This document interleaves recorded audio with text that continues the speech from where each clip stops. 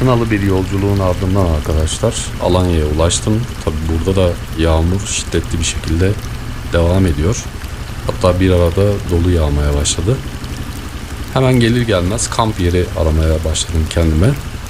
Burası Ulaş Mesire alanı. Bu mevsimde sezon dışı olduğu için oldukça boş buralar. Yağmurların ve yıldırımların bol olduğu bir sezonla seyahat ettiğim için arkadaşlar. Bu açıdan kısmetim bol maşallah. Nereye gitsem yağmuru, fırtınayı götürüyorum. Burada da aynı şekilde devam ediyor. Ama bundan ben keyif alıyorum. Yani üzerime yağmur damlaları yağdıkça toprağın, ağaçların kokusu. Bu şekilde ben bundan keyif alıyorum. Yağmuru seviyorum ben. Herhangi bir şikayetim yok.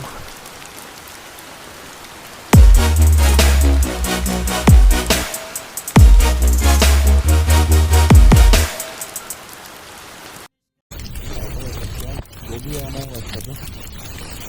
Valla birkaç yağmadığı kaldı. Islamamak için de gerekli ekipmanlarım da var. Yağmurluğum, pantolonun üzerine geçirdiğim yağmurluk ve aynı şekilde botumun üzerine geçirdiğim ince su geçirmeyen çizmeler. Bu şekilde kesinlikle ıslanmıyorum. Güzel yağmur yağıyor. Lan korku filmi gibi böyle geldim arkadaş, ağaç bakıyorum yani şöyle hamak kuracak. Şöyle bir döndüm. La bu ne dedim. Bilmiyorum görebiliyor musun? La iskelet gibi bir şey var orada. Allah dedim senin canını almasın. Korkmadım da yani korkmam lazım. Yanına gidelim. Ne haber lan? Vay hakikaten adamlar iskelet yapmışlar ya. Korku filmi gibi. Ne yapıyor? Tek masasıymış. Üstünü böyle palmiye yapraklarıyla kapatmışlar. Evet, karşıda sahil. Deniz çok dalgalı. Bakalım yarın ne olacak. Vallahi çok yoruldum. Gece de uyumadım zaten. Anam buradan gelirken anam ağladı.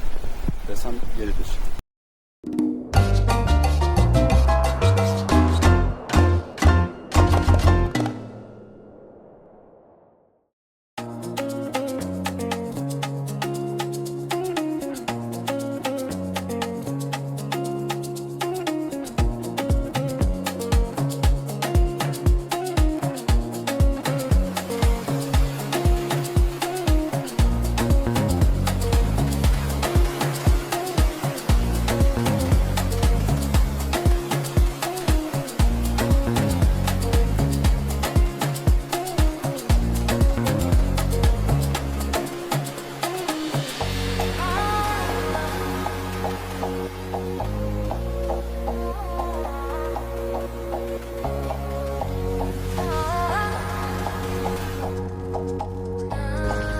Deniz de bugün maşallah çarşaf gibi. İlk geldiğimde böyle yağmur vardı, dalgalıydı.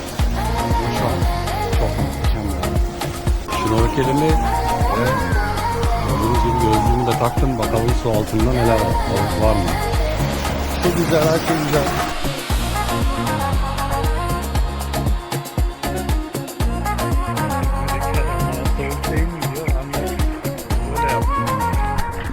Ama sudan çıkarsanız tekrar girmeme ihtimaliniz var. Bir de arkadaşlar aç karnına girmeyin. Yani su 23 derece görünüyor meteorolojinin sitesinde ama aç karnına girerseniz olmaz. Ben yeme içmeme dikkat ediyorum. Bal tüketiyorum. Yani o yüzden videosun güzel. Harika ya. Şöyle manzaraya da bakın. Denizden manzara.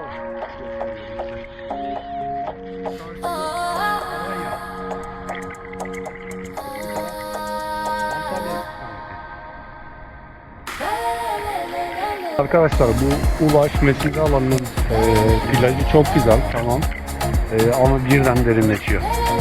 Yani o kayalıklar var ya, oradan atlayınca hemen 3-5 metre ileride derinleşmeye başlıyor. Yani burası biraz çocuklarla, yani sığ bir yeri var mı bilmiyorum, belki vardır biraz daha ama biraz sıkıntı olabilir çocuklarla.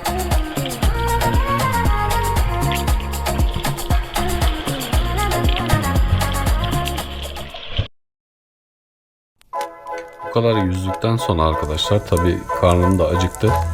Kapadokya'dan aldığım testi ile bir testi kebabı yapmak istiyorum. Haydi başlayalım.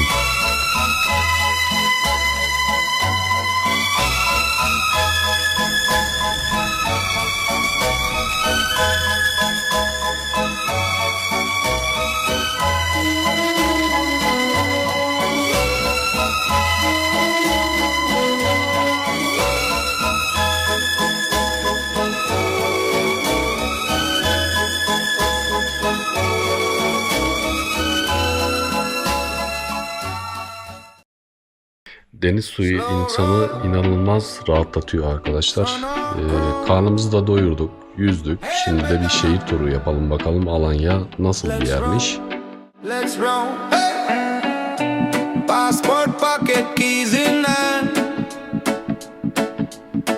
Alanya'nın ilk İskan dönemleri arkadaşlar milattan önce 20.000 ile 17.000 yıllarına tekabül ediyor. Kentin bilinen en eski adı ise Korakesyum ama asıl yerleşimler milattan önce 2. yüzyılda korsanlar tarafından yapılmış. Daha sonra Roma, Bizans ve 1220'de Selçuklu hakimiyetine girerek Alayi adını almıştır. Selçuklu Sultanı 1. Alaaddin Keykubat kendi ismi olan Alayi ismini bu şehre vermiştir. Write it, find it. Together we surprise. One wrong turn, now we're dancing in a square. Spicy street food, music in the air. Selfie by a statue, locals in the frame. We don't know the language, but we feel the same. Write it, find it. Every road's a story. Funny little feels. Still we chase the glory. From forest switchbacks to skylines at night. Write it, find it. Tabii ki ben Aralık ayında arkadaşlar gezdiğim için Alanya'yı yani çok fazla bir hareketlilik yok. Özellikle akşamları. Ama bu sakinliği şehrin benim hoşuma gidiyor. Kimse olmadığı için rahat ve özgür bir şekilde gezebiliyorsunuz.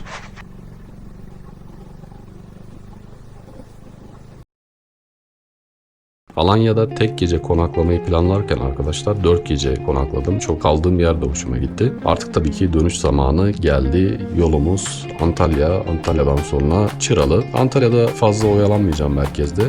Doğrudan Çıralı, Olimpos ve Yanartaş o istikamete doğru diyorum gideceğim arkadaşlar.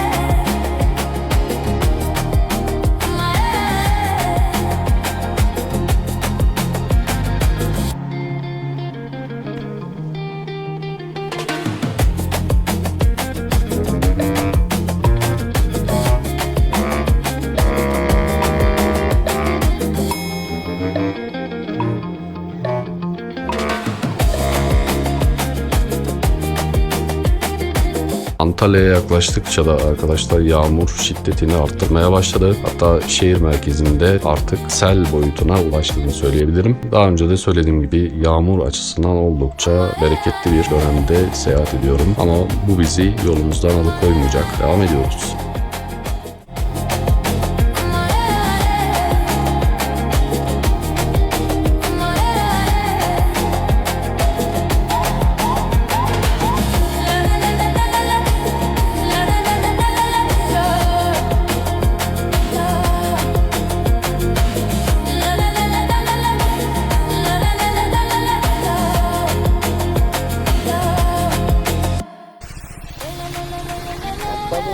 Geldim arkadaşlar, biraz yağmur var.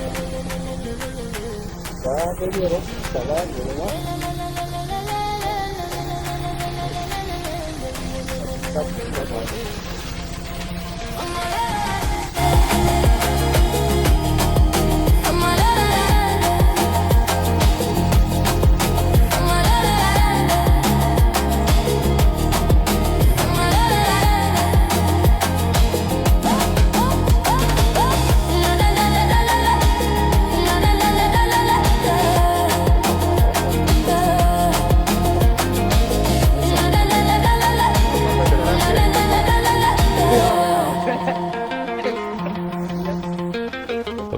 burada söylemem gereken bir şey var arkadaşlar. Ben Karadeniz'i boydan boya gezdim. Yani neredeyse Artvin hariç her yerini gördüm ama Antalya'dan sonrasını hiç gezmemiştim, görmemiştim.